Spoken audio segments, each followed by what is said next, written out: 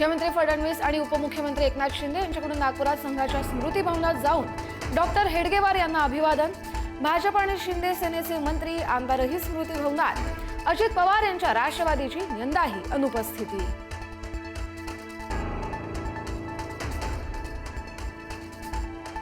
आज हिवाळी अधिवेशनाचा शेवटचा दिवस। अंतिम आठवडा प्रस्तावावरती मुख्यमंत्री फडणवीस बोलणार। विरोधकांच्या प्रश्नांना मुख्यमंत्री काय उत्तर देणार याकडे लक्ष।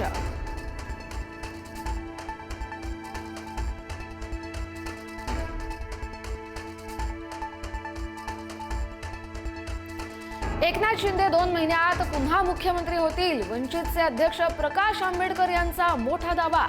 शिंदेंनी पुन्हा स्वतःची पॉवर दाखवून दिली। शिंदेंनी शहांना खिशात घातलं ही त्यांची किमया, आंबेडकर यांचं वक्तव्य।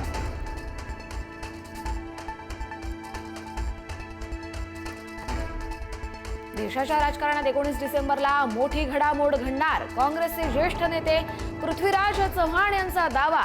मराठी माणूस पंतप्रधानपदी विराजमान होणार, चव्हाण यांचं सूतोवाच।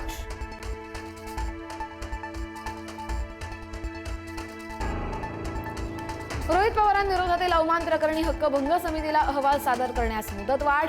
मंत्री जयकुमार गोरे यांची बदनामी केल्याचा आरोप। पुढील अधिवेशनापर्यंत अहवाल सादर करण्यास मुदतवाढ।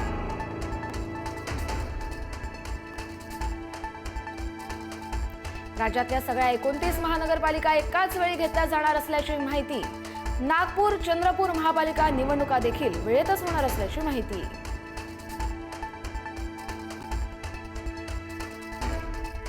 फुटबॉलपटू लिओनेल मेस्सी आज मुंबईत दुपारी सीसीआय मधल्या पॅडल कपमध्ये सहभागी होणार।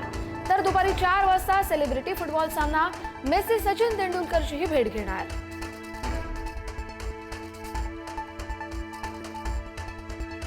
मध्य, हार्बर आणि पश्चिम रेल्वे मार्गावरती आज मेगा ब्लॉक। विविध अभियांत्रिकी कामांसाठी आज मेगा ब्लॉक। ट्रान्स हार्बरवरील सगळ्या सेवा आज पूर्णपणे रद्द।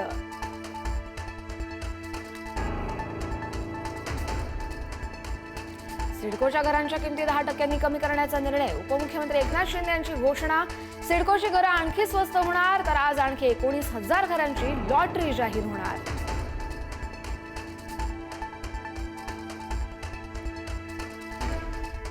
साताऱ्याच्या जावळी तालुक्यात मुंबई पोलिसांकडून ड्रग्ज रॅकेट उघडकीस। जनावरांच्या गोठ्यात थाटला ड्रग्जचा कारखाना। तरी जागा उपमुख्यमंत्री शिंदेंच्या जवळची आहे का, विरोधकांचा सवाल।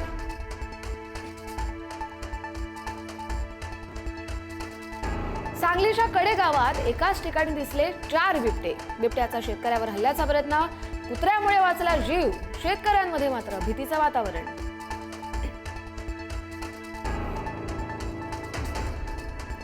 राज्यात 19 डिसेंबरपर्यंत थंडीची लाट कायम राहणार। नाशिकच्या निफाडमधील पारा 6.3 अंशांवर, तर पुणे शहरातील तापमान 8.8 अंशांवर। राज्यातील बहुतांश भागात बोचरी थंडी।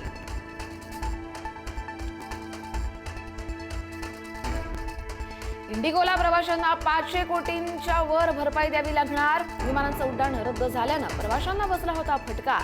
जवळपास 4,500 विमानांचं उड्डाण झालं होतं रद्द।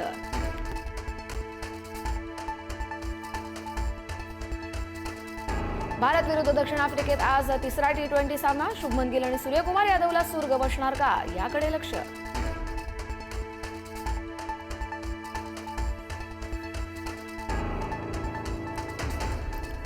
सिरियामध्ये आयसिसच्या हल्ल्यात 2 अमेरिकन सैनिक आणि एका ट्रान्सलेटरचा मृत्यू। 3 सैनिक जखमी। आयसिस विरोधी सुरू असलेल्या कारवाई दरम्यान झाला हल्ला। हल्लेखोराचाही अमेरिकेच्या सैन्याकडून खात्मा।